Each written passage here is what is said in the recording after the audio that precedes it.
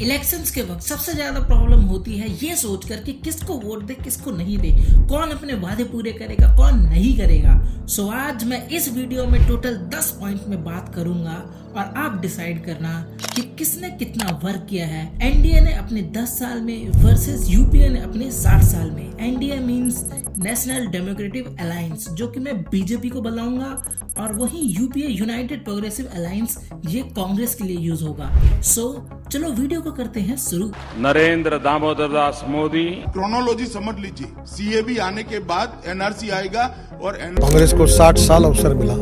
जो कांग्रेस 60 साल में जो कर नहीं सकी वो हमने 10 साल में करके दिखाया। Rate of unemployment / job world bank के अकॉर्डिंग यूपीए सरकार के वक्त साल 2013-14 में 8.1% लोग बेरोजगार थे, और वहीं साल 2023-24 तक एनडीए की सरकार में 7.3% लोग बेरोजगार हैं। मींस 1.2% लोग बेरोजगारी से ऊपर आए हैं इन 10 सालों में। और वहीं अगर मैं जॉब्स की बात करूं तो according to PIB Modi ji ने बताया है 1.5 टाइम्स ज्यादा जॉब्स क्रिएट किए गए हैं रोजगार मेला प्रोग्राम के जरिए। यहाँ पर देखो मेरे पास कोई क्लियर डाटा नहीं है, सो मुझे इसी पे बिलीव करना पड़ेगा जो मोदी जी ने बताया है।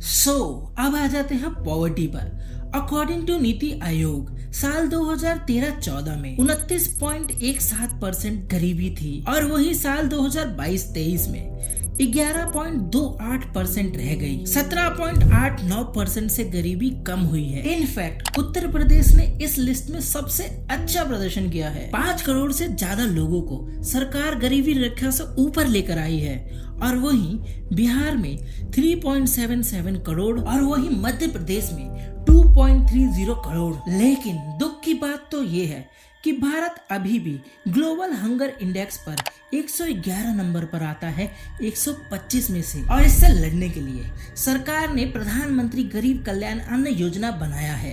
पीआईबी के अकॉर्डिंग अब तक 81.35 करोड़ मुफ्त राशन बांटा गया है। पर मुझे आप बताओ कि गरीबी से लड़ने के लिए सरकार को और क्या करना चाहिए मुफ्त बीज के अलावा। American roads are not good because America is rich, but America is rich because American roads are good. Former American president John F Kennedy said this. अक्सर आपने नितिन गडकरी जी को ये कोट बोलते हुए सुना होगा, जिनको हम इंफ्रास्ट्रक्चर मैन ऑफ इंडिया भी बोलते हैं, या फिर स्पाइडरमैन, जिन्होंने रोड को बिल्कुल जाल की तरह फैला दिया है। इंफ्रास्ट्रक्चर में साल 2013-14 तक 91,000 किलोमीटर नेशनल हाईवेज बनाए गए थे यूपीए सरकार के द्वारा, और वहीं 1,45,000 किलोमीटर नेशनल हाईवेज बना दिए गए हैं एनडीए सरकार के द्वारा, वो भी सिर्फ 10 साल के अंदर। 60 साल के कांग्रेस राज्य में 54 लाख किलोमीटर का रोड का निर्माण हुआ था, वहीं सिर्फ 10 सालों में ये 74 लाख किलोमीटर का निर्माण हो चुका है एनडीए सरकार के द्वारा। और आप सबको जान के ये बड़ी खुशी होगी कि इंडिया रोड इंफ्रास्ट्रक्चर पे कुछ रिकॉर्ड्स भी होल्ड करता है, जैसे डेली 38 किलोमीटर रोड बनाना, दूसरा 16 किलोमीटर रोड बनाया वह भी 21 घंटे के अंदर, 2.5 किलोमीटर 4 लेन रोड कंस्ट्रक्शन वो भी 24 घंटे के अंदर, और 3 गुना ज्यादा नेशनल हाईवे बना रहे हैं वह भी 48 किलोमीटर प्रतिदिन के हिसाब से। ट्रेड डेफिसिट, पहले समझते हैं ट्रेड डेफिसिट होता क्या है। अब ऐसे समझो, अगर कोई सामान हम खरीद रहे हैं बाहर के देशों से, इंपोर्ट कर रहे हैं, तो वो हमारा ट्रेड डेफिसिट में आएगा, और वहीं हमारा सामान बाहर के देश में जा रहा है तो वो हमारा ट्रेड सरप्लस के रेट में आएगा। 2023 में इंडिया ने 505 बिलियन US$ का सामान खरीदा, इंपोर्ट किया, और वहीं सिर्फ 317 बिलियन US$ का सामान बेचा। ट्रेड डेफिसिट आया 188 US$। और अगर हम ओवरऑल कांग्रेस वर्सेस बीजेपी 10 साल देखें तो साल 2013-14 में यूपीए गवर्नमेंट के वक्त 190 बिलियन US$ का ट्रेड डेफिसिट था, और वहीं साल 2023 तक एनडीए गवर्नमेंट का 263 बिलियन US$ का ट्रेड डेफिसिट है। लगभग 73 बिलियन US$ का डिफरेंस आता है इन 10 सालों में। फॉरेन एक्सचेंज रेट, या बोलूं foreign exchange reserve. Foreign exchange reserve use किया जाता है इंटरनेशनल पेमेंट करने के लिए, और कंट्री को मेंटेन और स्टेबिलिटी रखने के लिए कि हम पे कितना बाहर का पैसा पड़ा है, मीन्स कितना डॉलर पड़ा है जिससे कि हम दूसरे लोगों को पेमेंट कर सके। यूएस का जो भी उधार है हम उन्हें वापस चुका सके, वो भी डॉलर के रूप में। इसको हम सिंपल भाषा में कह सकते हैं रिजर्व, फॉरेन एक्सचेंज रिजर्व। साल 2013-14 तक कांग्रेस के वक्त 292 यूएस मिलियन डॉलर रिजर्व हुआ करता था हम पे, और वही एनडीए की सरकार में सिर्फ 10 सालों में 636 यूएस मिलियन डॉलर का रिजर्व है हम पे। मींस 340 यूएस मिलियन डॉलर का फायदा, वो भी सिर्फ 10 सालों में। क्या ये 60 सालों में नहीं हो सकता था? बिल्कुल हो सकता था। अगर हम डिफेंस की बात करें तो किसी भी देश का अगर डिफेंस स्ट्रांग है तो कोई भी देश 10 बार सोचेगा हमला करने के लिए। इंडिया अभी तक 5 वॉर लड़ चुका है, जिसमें से वो सिर्फ एक वॉर हारा है, Indo China war, just because Jawaharlal Nehru की वजह से, जो कि बोलते थे हिंदी चीनी भाई भाई, और भाई पीछे से चाकू मार गया, क्योंकि उस वक्त हम सिर्फ डिफेंसिव मोड में थे, पीछे पीछे से लड़ो जवाहरलाल नेहरू के नेतृत्व में। खैर ये कोई दूसरी बात है।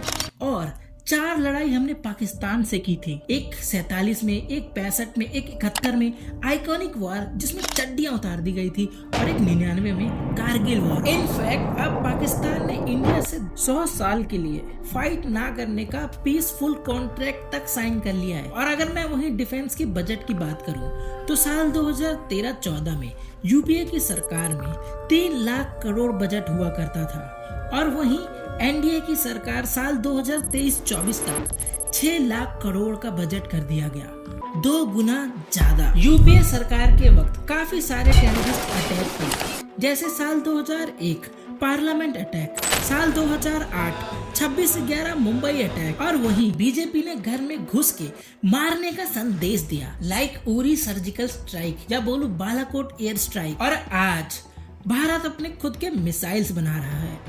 इनफैक्ट यूपीए गवर्नमेंट के वक्त इंडिया काफी इंपोर्ट कर रहा था, और वहीं एनडीए गवर्नमेंट के वक्त इंडिया रशिया के साथ मिलकर बरमोस मिसाइल बना रहा है और इजराइल को अपने ड्रोन्स तक भेज रहा है। साल 2013-14 तक इंडिया का डिफेंस प्रोडक्शन सिर्फ 1900 करोड़ था, जो कि साल 2023-24 तक 10,000 करोड़ से ज्यादा का हो गया। इकोनॉमिक कंडीशन और फाइनेंस की बात करें तो एक देश कितना रॉ मटेरियल या सर्विसेज बना रहा है किसी और देश को देने के लिए, और कितना % में उसकी प्रगति हो रही है, वो हम जीडीपी के थ्रू नापते हैं। हम देखते हैं कि हमने कितना % ग्रोथ किया पिछले साल से इस साल में जीडीपी के थ्रू। साल 2013-14 में यूपीए के वक्त हम 5.5% की जीडीपी ग्रोथ से बढ़ रहे थे, और वहीं साल 2023-24 आते आते एनडीए की सरकार के वक्त 7.2 की जीडीपी से हम आगे बढ़ रहे हैं। बीच में कोविड आने की वजह से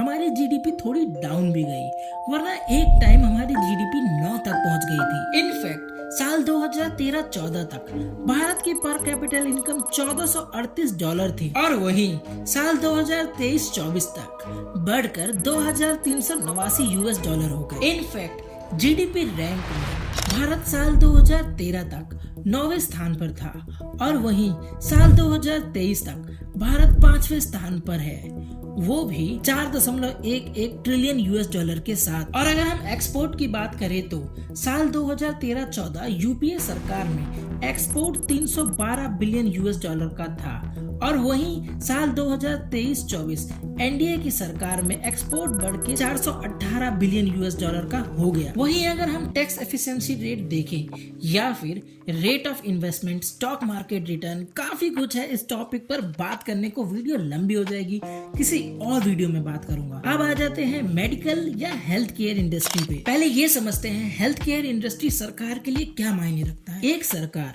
कितना % जीडीपी का खर्चा करती है हॉस्पिटल, इमरजेंसी सर्विसेज या फिर न्यूट्रिशन प्रोग्राम में। साल 2013-14 तक एनडीए सरकार ने सिर्फ 2 एम्स बनाए थे, एक जवाहरलाल नेहरू की सरकार में और दूसरा मनमोहन सिंह की सरकार में, और वहीं अटल बिहारी वाजपेयी जी के राज में 6 एम्स बने, और साल 2023-24 तक 15 और एम्स नए बन गए मोदी जी के राज में। अब ऐसे समझो 75 साल में 60 साल तो कांग्रेस ने राज किया, जिसमें से सिर्फ उन्होंने 60 साल में 2 एम्स बनवाए, और वही 15 साल 75 में से जब 60 हटा दिए तो 15 बचे।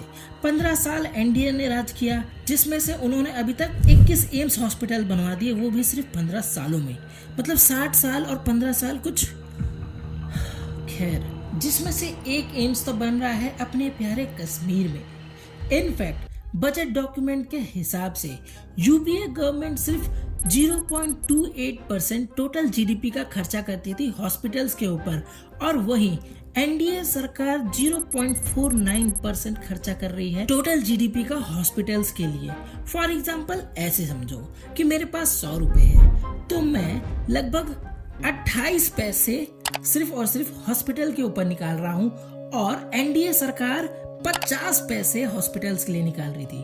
और अगर इसको मैं यूएस से कंपेयर करूं तो यूएस 17.3% अपनी जीडीपी का खर्चा करता है, वो भी सिर्फ हॉस्पिटल्स के ऊपर। मींस 100 रुपए में से वो 17 रुपए हॉस्पिटल्स में दे देता है, बाकी के जो उसके और पैसे होते हैं वो और जगह इन्वेस्ट करता है। यूएस के डाटा को कंपेयर करने के बाद ऐसा लगता है कि भारत में अभी बहुत काम बाकी है, बहुत ज्यादा।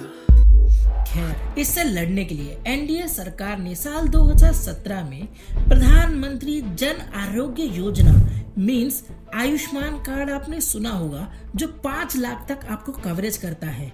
पीआईबी के अकॉर्डिंग अब तक 3 करोड़ फैमिलीज को मेडिकल सर्विसेज मिल चुकी है, वो भी मुफ्त में, और 21 करोड़ से भी ज्यादा लोगों ने अब तक अपना खाता खुलवा लिया है आयुष्मान कार्ड के लिए। इनफैक्ट 10 सालों के इतने कम वक्त में अब तक 262 न्यू गवर्नमेंट कॉलेज खुल चुके हैं। अब कॉलेजेस की बात हो ही रही है तो एजुकेशन सिस्टम की भी बात कर लेते हैं कि एजुकेशन सिस्टम का अभी क्या हाल चल रहा है। कांग्रेस के राज्य में साल 2013-14 तक लगभग 8 लाख प्राइमरी स्कूल्स थे, जो कि साल 2023-24 तक एनडीए की सरकार में इन 10 सालों में लगभग 16 लाख तक जा चुके हैं। 60 सालों का काम 10 सालों में डबल कर दिया। 2011 के सेंसस के हिसाब से भारत में 74% लोग पढ़े लिखे थे, और वहीं अब 77.60% लोग पढ़े लिखे हो चुके हैं। स्टूडेंट्स एनरोलमेंट 2014 तक यूपीए की सरकार में 26.6 मिलियन था, जो कि एनडीए की सरकार साल 2021 तक 40 मिलियन हो चुका है। और वहीं हायर एजुकेशन की बात करें तो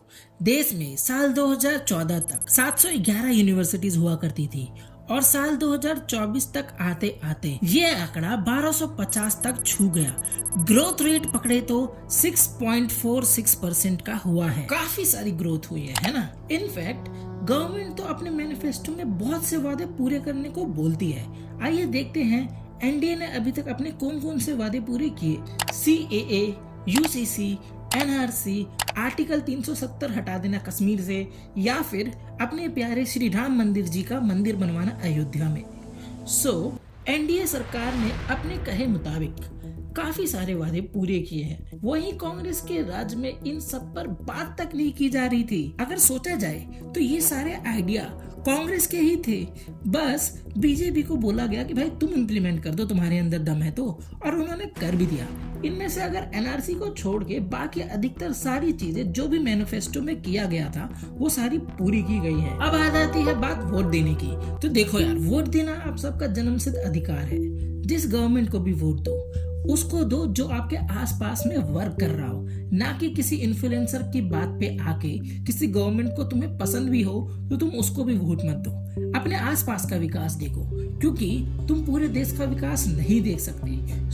अगर ये वीडियो अच्छी लगी हो तो लाइक, कमेंट, शेयर और सब्सक्राइब कर दो, नोटिफिकेशन बेल भी दबा दो। लेकिन क्या आप सबने कभी ऐसे सोचा है कि गवर्नमेंट क्यों क्रिमिनल्स को टिकट दे देती है, एमपी एमएलए बना देती है? इस वीडियो में देखो पूरे विस्तार से बताया है मैंने कि क्या क्या होता है और कैसे कैसे होता है।